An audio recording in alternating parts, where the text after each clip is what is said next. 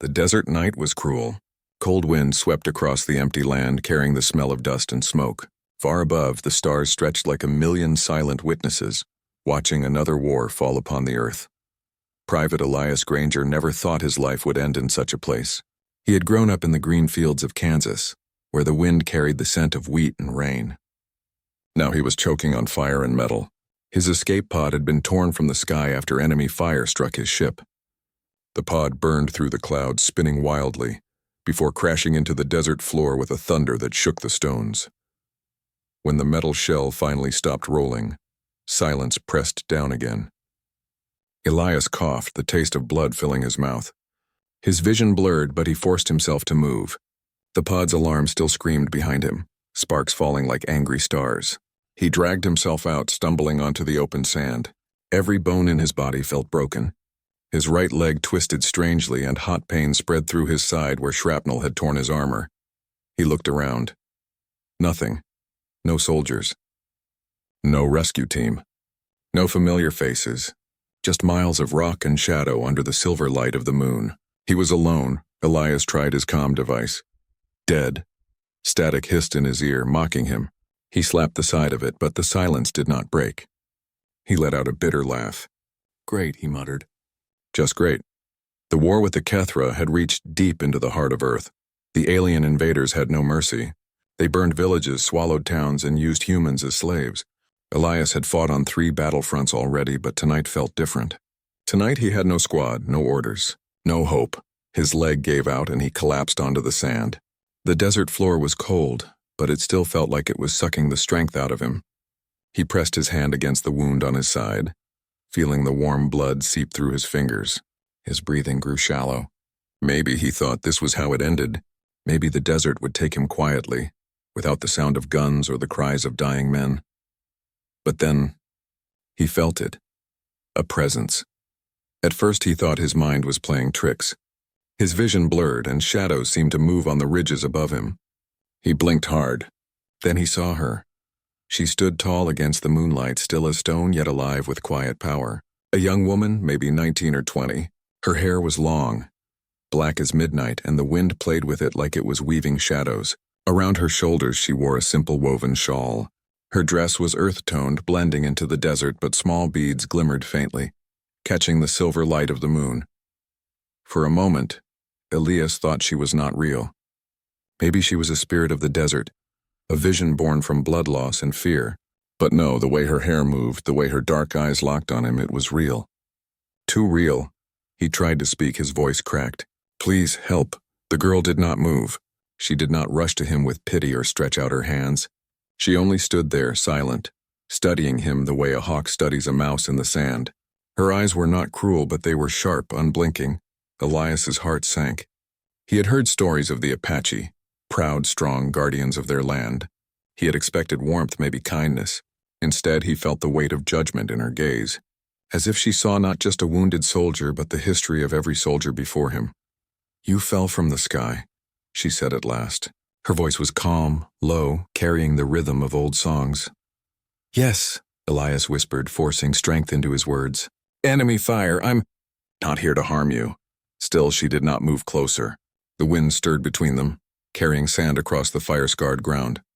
For Elias, the silence felt heavier than the pain in his chest. His strength faded with every heartbeat. He swayed, nearly falling forward. The desert had no mercy, and neither did her stare.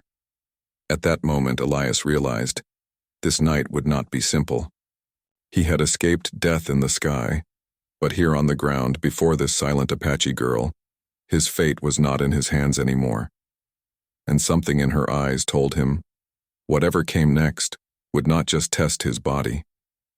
It would test his soul. The desert night held its breath. Elias Granger, broken and bleeding, stared at the young Apache girl on the ridge. She stood as still as a statue, her shawl moving gently in the wind. Her eyes, dark, deep, unshaken, watched him without pity.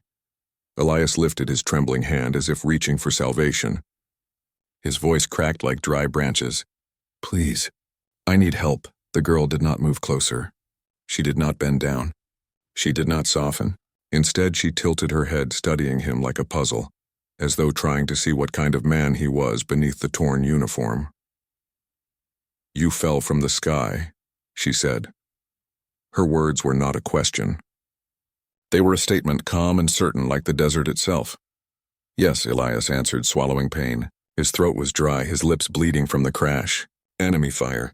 My ship, gone. I'm not here to harm you." Still, she remained unmoved. The silence that stretched between them was heavier than stone. Elias expected her to rush down the slope, to kneel by him, to bandage his wounds. That's what kindness looked like in his memory. That's what he had believed humanity was built on. Mercy in the face of suffering. But this girl did not give him mercy. She gave him judgment. Her eyes narrowed slightly. "You are not the first soldier to come here." The words cut sharper than any blade. Elias flinched, though no weapon had touched him. The girl took a slow step closer, just one. Her moccasins barely made a sound in the sand. "The land remembers blood." "My people remember lies." Elias's heart sank. He understood her meaning even if she did not say it directly. Soldiers had come here before. Soldiers with promises. Soldiers who left only pain behind. For a moment, shame rose inside him. He was not the men she spoke of, but he wore their same armor, carried their same flag, spoke their same words of freedom. To her, was he just another shadow of that history? He tried to stand taller, but his wounded leg gave out and he dropped to his knees. His hand pressed against the bleeding wound on his side. The desert spun around him and he forced himself to meet her gaze. "If you leave me, I'll die," he whispered. The girl's face remained still. No flicker of panic. No tear of sympathy. She looked at him the way the mountains look at men, unchanging, eternal. Then, without breaking his gaze, she bent down and picked up a dry stick from the ground. Kneeling in the sand, she drew a single line before him. On one side, she pressed the stick into the dirt to make a circle. On the other, she marked a cross. Elias blinked, his breathing ragged. What does that mean?" Her voice was quiet but firm. "Circle is life. Cross is death. You stand on the edge. Why should I pull you to the circle?" The question hit him harder than the crash. He had begged for aid many times before.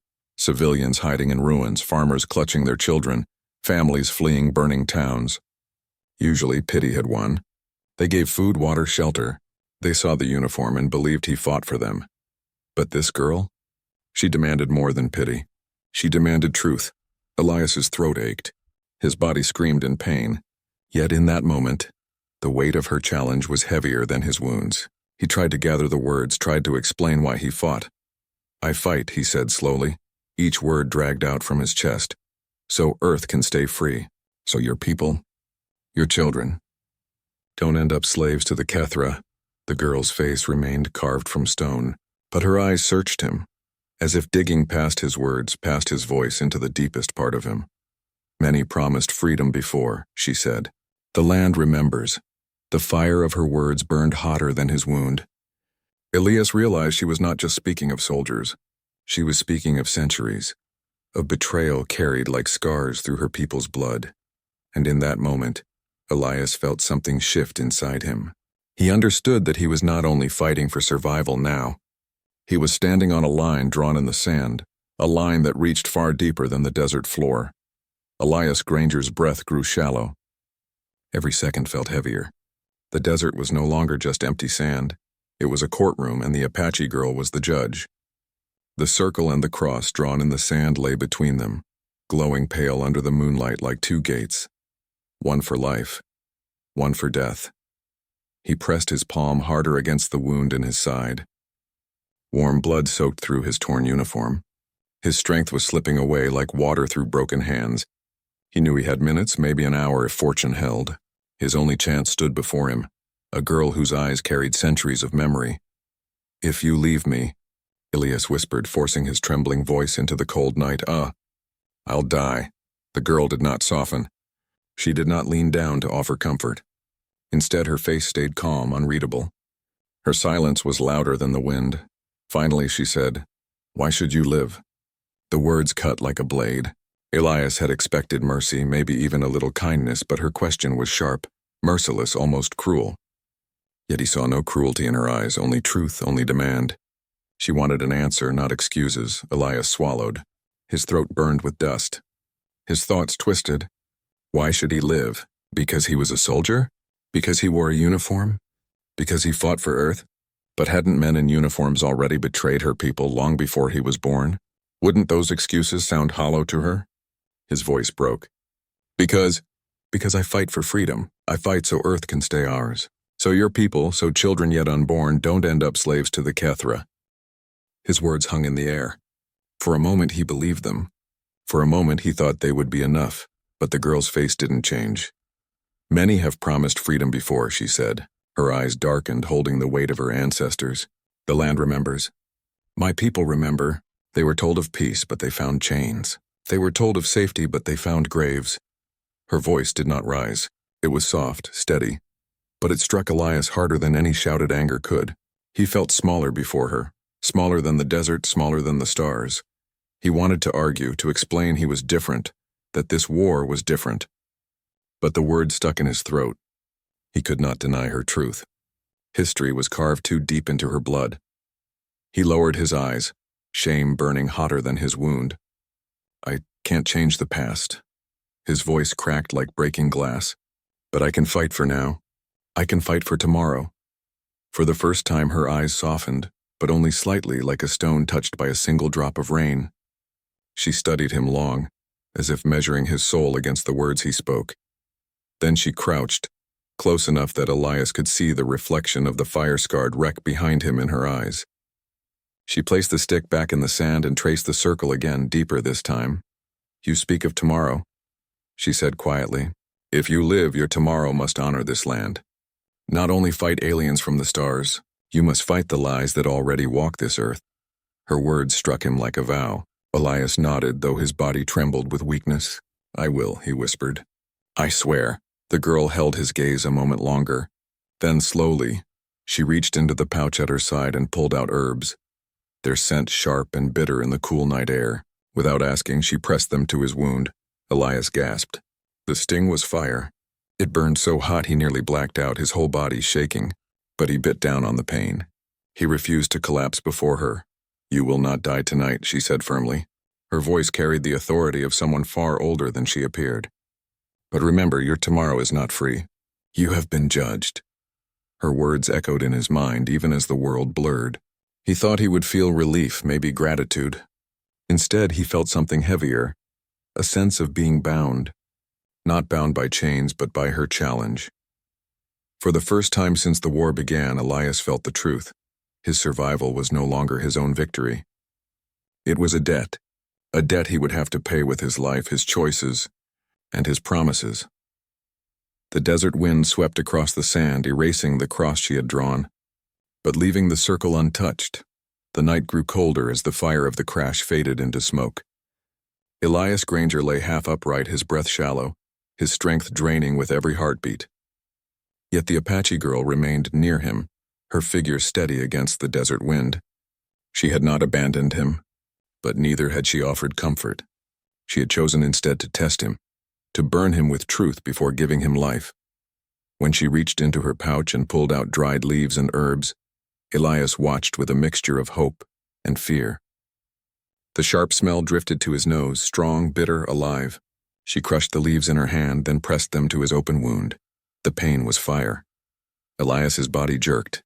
His jaw clenched as a scream tore through his chest, but only came out as a hoarse gasp. Every nerve lit up, every drop of blood felt like it boiled under his skin. He wanted to push her hand away, to beg her to stop, but he forced himself to stay still. He would not show weakness. Not to her. Not after she had looked at him with such judgment. Her dark eyes did not waver as she worked. She pressed the herbs deeper, wrapping them with a strip of cloth torn from his own sleeve. The sting made his vision blur. Spots danced before his eyes and his ears rang, but her voice broke through the pain. You will not die tonight, she said. Her tone was calm, firm like the earth itself speaking. But hear me, soldier. If you lie to me, if you bring more death to this land, I will not heal you again. My people will turn away, and the desert will finish what the sky began. Elias swallowed hard, sweat dripping down his face despite the cold. He met her eyes, though it took all his strength. I understand, he whispered. His words were not only a promise, they were survival itself. She tied the cloth firmly, her hands steady and practiced, though she looked no older than 20. Elias wondered how many times she had done this before. How many wounded had she tended, friend or stranger, only to watch them break their promises? When the bandaging was done, she stepped back, settling by the small fire she had built with dry wood and brush. Its flames licked the air, throwing light across her face. Elias studied her quietly. Her features were sharp but graceful, her expression calm yet strong. She carried herself with the weight of someone who knew suffering and refused to bow to it. He thought he would feel gratitude, maybe relief. Instead, he felt something heavier, like being held to a standard higher than his own. Her gaze, even in silence, demanded more than survival. It demanded truth. The coyotes howled in the distance, their voices wild and lonely. Elias leaned back against a rock, his body trembling. The fire's warmth touched him, but inside he felt a deeper heat, the burn of shame and the burn of responsibility. For years, Elias had told himself he fought for freedom. He had carried those words like a shield, repeating them whenever doubt whispered in his ear. But now, in front of this girl, those words felt fragile, like glass too thin to hold. She did not believe easily. She did not bow to slogans. She demanded proof, living proof. Elias closed his eyes for a moment, fighting the weight of exhaustion. He remembered his squad, his captain, the faces of men who had fallen beside him. He remembered promises made to families back home, that their sacrifices would mean something. Yet how many times had villages been left in ruin? How many children had looked at him with the same sharp suspicion this girl now carried in her eyes? When he opened his eyes, she was still watching him. The firelight flickered in her gaze, making her seem both human and more than human, like the land itself had taken shape to speak to him. "You are strong," she said at last. "But strength is not enough. Even liars are strong, even tyrants are strong." Her words sank into him like arrows. He wanted to argue, to say he was different, but he stayed silent. He realized she did not want excuses. She wanted him to listen, to carry her words deeper than his wound. The desert wind shifted, carrying smoke from the wreckage. The night stretched on, endless and quiet. Elias lay in pain, but his heart was restless. He understood now he had not simply been rescued. He had been tested, and the trial was not over. As sleep finally began to pull him under, he clutched the edge of the cloth she had tied on his wound. It was rough, it stung, but it was life.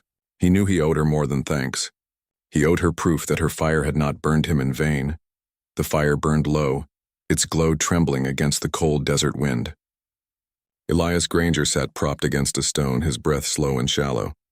The herbs pressed to his wound stung, but they also held the bleeding back. Every time the pain surged, he forced himself to stay awake. He feared if he closed his eyes too long, he would not open them again. The Apache girl sat across the fire. She had not given him her name. She worked silently with her hands, turning small sticks into kindling, breaking dried corn into pieces. Her movements were steady, careful, as if she had done this 1,000 times under the same stars. Elias studied her through the flickering light. She was young, yet she carried herself with the stillness of someone far older. Her eyes, dark as obsidian, reflected the fire and the weight of something deeper. Memories not her own, but carried in her blood. When she finally spoke, her voice was quiet, almost blending with the night. "Why do you fight the Kethra?" Elias shifted, his ribs aching. He took a moment before answering. "Because they came to take. They burn cities, enslave families. They want our world to kneel. I fight so it doesn't." The girl's gaze did not soften. Instead, it sharpened like the edge of flint. "And whose land is this desert you sit on?" The question struck him harder than the wound. His mouth opened, but no words came. He looked around at the endless horizon of sand and rock, the ancient land untouched by cities or armies. He thought of maps drawn by men in uniforms, borders decided in faraway halls. He thought of the uniform he wore now, the insignia that claimed to represent freedom. He lowered his eyes. He had no answer that would not shame him. The girl fed another piece of wood to the fire. The flames rose, lighting the beads sewn into her dress. They glimmered like tiny stars against the earth tones of her clothing. She looked up at the real stars above, her voice steady. "My grandfather told me stories," she said, "of when the armies came.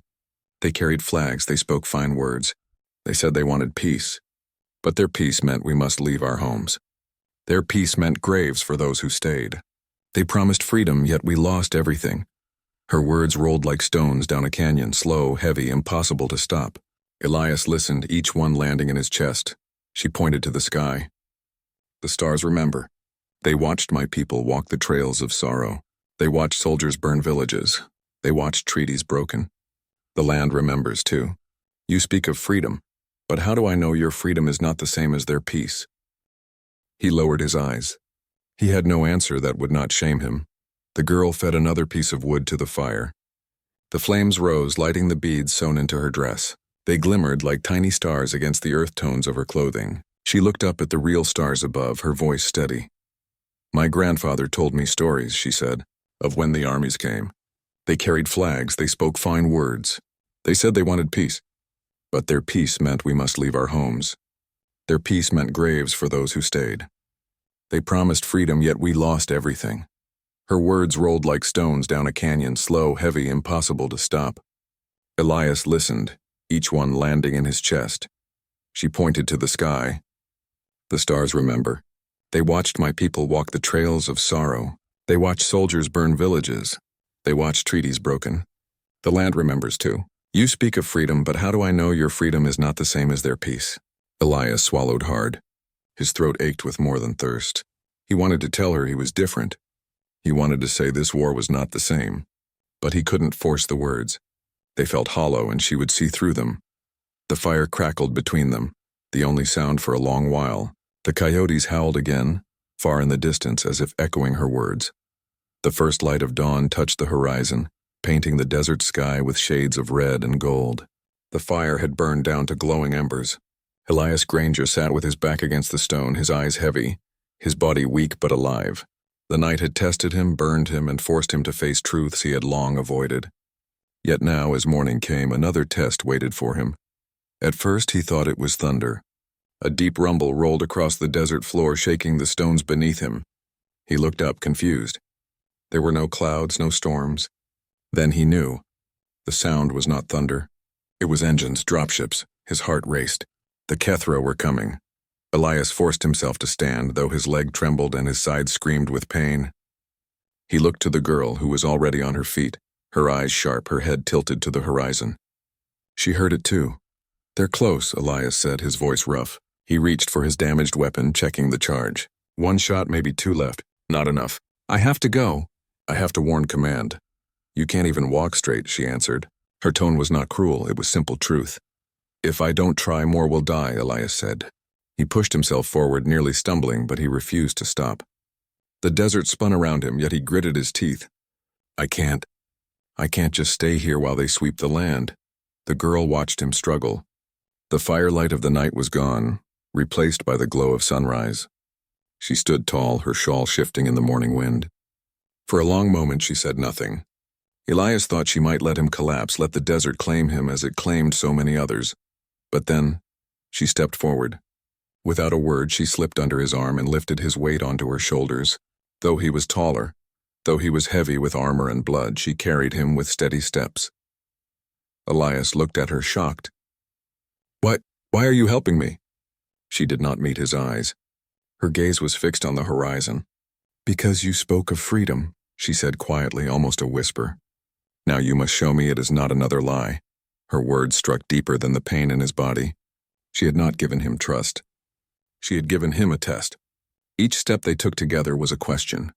Would he prove his word true, or would he join the long line of broken promises buried in the earth?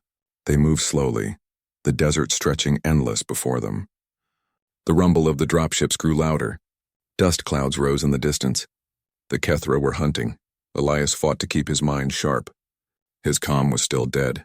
If they reached higher ground, maybe he could trigger a distress beacon from his suit. Maybe command would hear.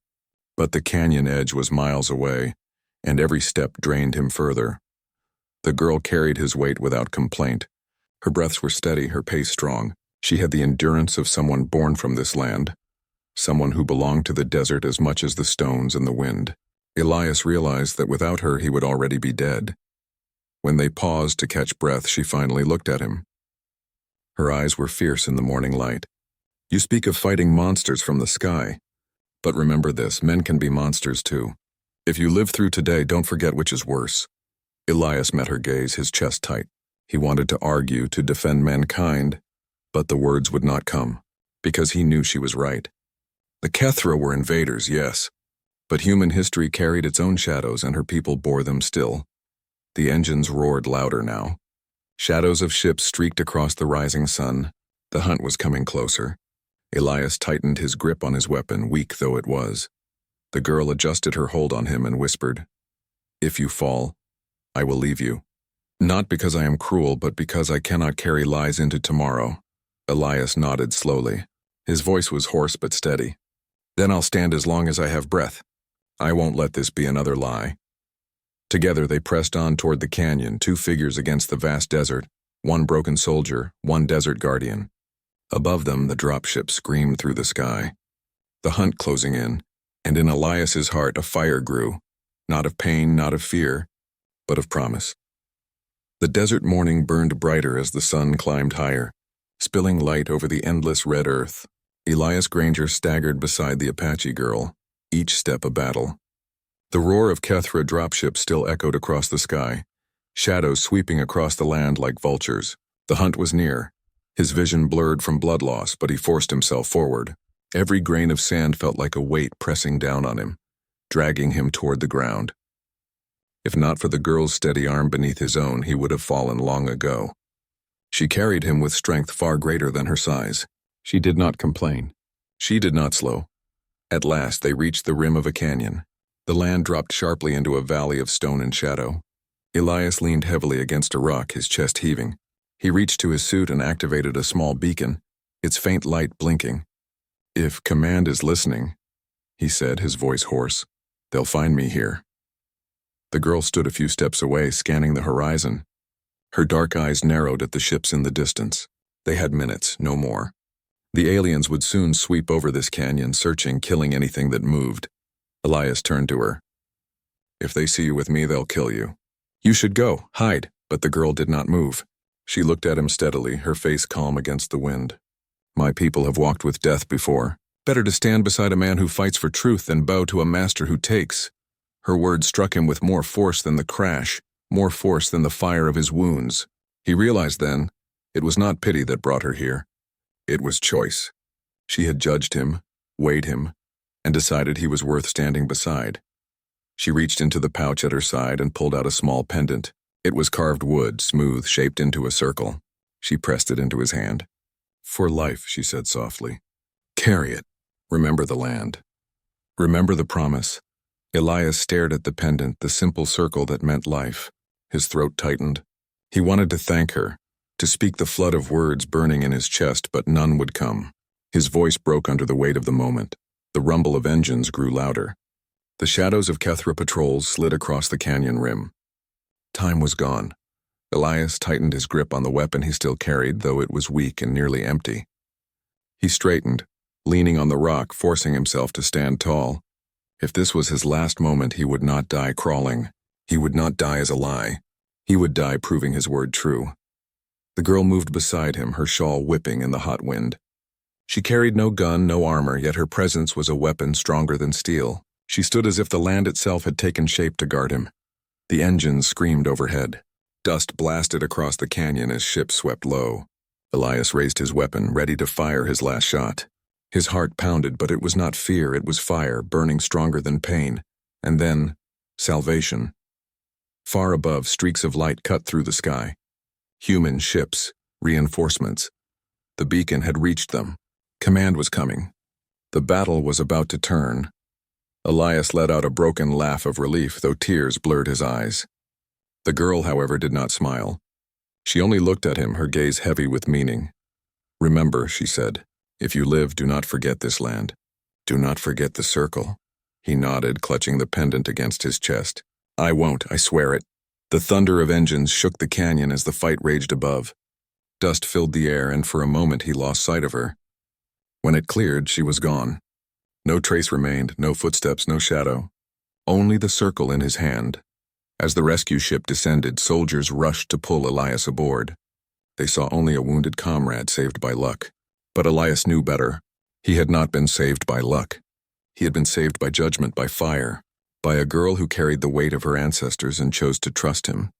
If only for a moment, and from that moment on, Elias knew he would never fight the same way again, because one Apache girl had reminded him. Humanity's strength was not in weapons or ships, but in the promises they chose to keep.